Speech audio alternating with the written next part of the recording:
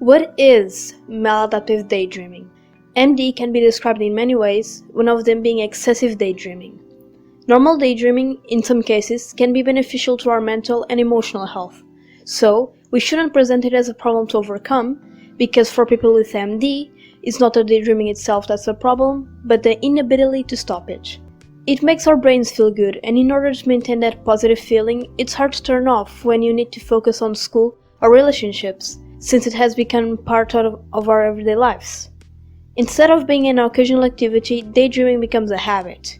You enjoy this world so much that you escape to it every chance you get, even to the point where your second life occupies more time than the real one.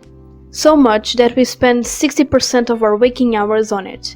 People suffering from this condition consider it a disorder because it often interferes with their social, academic, or professional life. The experiences are so vivid and detailed that you start to replace human interactions with fantasy. In these daydreams, you seek things you wish you would get in real life, from materials to relationships. In this world, everything about you is different. You become a whole new person with a new life. Each day brings a new adventure more exciting than the other, sometimes things you could never experience in real life.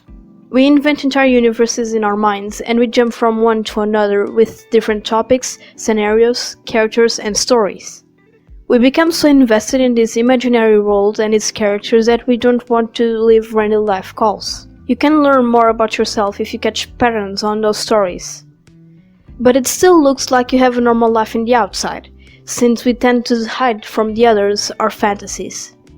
In real life, you appear to be like the others, going to school, hanging out with friends, etc. While on the inside, you're hiding these universes. It's not easy to get things done when a new daydreaming idea pops into your mind every other minute.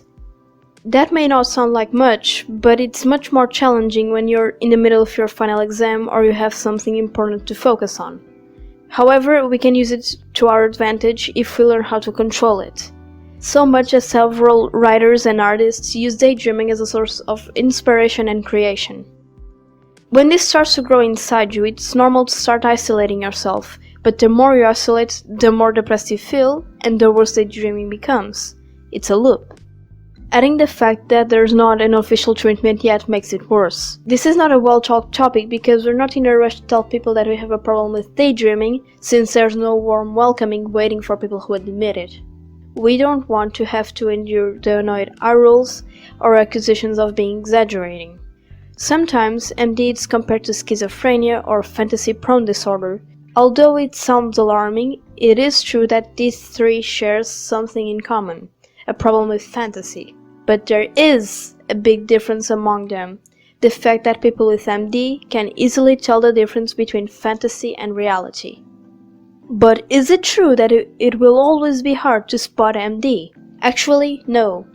Because there are telltale signs that differentiate MD from others. Since this condition's symptoms are extremely vivid and detailed daydreams, difficulty completing everyday tasks, daydreams triggered by real-life events, certain words, songs, smells, etc. Performing repetitive movements while daydreaming like facial expressions, whispering, talking, and walking around. Difficulty sleeping at night. Daydreaming for long periods, many minutes or hours. Inability to stop it. The amount of distress caused by daydreaming. And how much it interferes with the person's well-being. Let me give you an example of what MD might look like. You're there in class, sitting like a normal student, but then you start distracting yourself from class where you're suddenly running away from the police because you just robbed a bank to pay heart surgery to your wife. She appears in a car in front of you and says, "Throw the money in!" When you do it and you try to get in, the doors are locked. Time slows down. You look at your wife and see that she is with a little smirk and quickly realize it was a trap. "I don't need a heart surgery, I just wanted money for my Gucci bags. Goodbye." So she leads away. You stay there in shock until a police officer tackles you to the ground. He's escorting you to the car and once again everything stops. You're trying to find out a way to escape when you finally... "TheAlivent, please pay attention to the class." Oh, sorry. Was that dramatic? Well, that's actually a good representation of what happens in our minds. Hella creative stories. To people with MD, it's so vivid that you can actually feel the story. Others who don't have this condition could never experience it so well. Psychologists are still trying to figure out how does a person turn into a maladaptive daydreamer. Some say that it might start from traumas and or stress normally in the childhood, since it's very common among maladaptive daydreamers.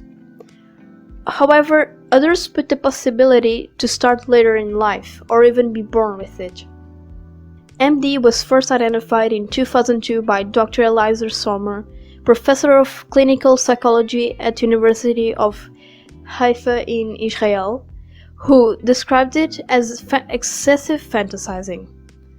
Then, in 2011, psychologists Cynthia Supak and Janie Bigelson, Harvard-educated, described themselves as maladaptive daydreamers. Like I stated before, there's no universal treatment yet.